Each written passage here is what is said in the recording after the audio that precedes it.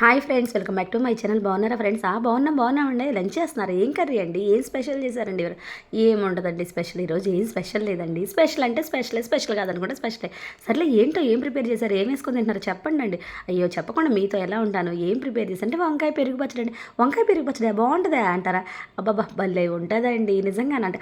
ఏం లేదండి, పోపు వేసేసుకొని పోపు దినుసులను ఎండుమిర్చి ఇంకా ఉల్లిపాయలు పచ్చిమిరకాయలు కరివేపాకు వేసేసుకొని ఇలా సన్నగా జరిగిన వంకాయ ముక్కలు వేసుకొని కొంచెం ఉప్పు కొంచెం పసుపు వేసేసుకొని అలా మగ్గనిచ్చేసేసి ఇంకా పెరుగు యాడ్ చేసేసుకుంటే అస్సలు వంకాయ పెరుగు పచ్చడి ఉంటుందండి. అబ్బబ్బబ్బబ్బా, నోట్లో నీళ్ళు ఊరిపోతాయి అనమాట. ఇంకా ఏం కర్రీ అవసరం ఈ రోజుకైతే రైస్లో ఇలా పెరుగు పచ్చడి వేసేసుకొని తింటే కడుపు నిండిపోద్ది. మీరు ఎప్పుడైనా ట్రై చేశారా? ట్రై చేయకపోతే ఒక్కసారి ట్రై చేయండి. అబ్బా, ఏమోనండి, మేము ఒట్టిగా పెరుగు పచ్చడి తింటాం కానీ ఎప్పుడు ఇలాంటి వంకాయలు బెండకాయలు వేసుకొని ఎప్పుడు తినలేదండి. అంటే సరే, తినలేదు కదా, ఒకసారి ట్రై చేయండి. ఎంత ఎమ్మీగా ఉంటుందో తెలుసా?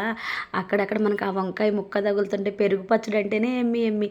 ఫైనల్లీ కొత్తిమీర వేసుకోవాలి కదా, అందుకే కొంచెం కొత్తిమీర వేసేసుకున్నానండి. ఇంక నాకు ఆకలేసేస్తుందండి. ఇంక నేనైతే తినేసేసి వచ్చేస్తానండి. తిన్నారుగా ఇందాకే అంటారా? అయ్యయ్యో, అది కొంచెం మీకోసం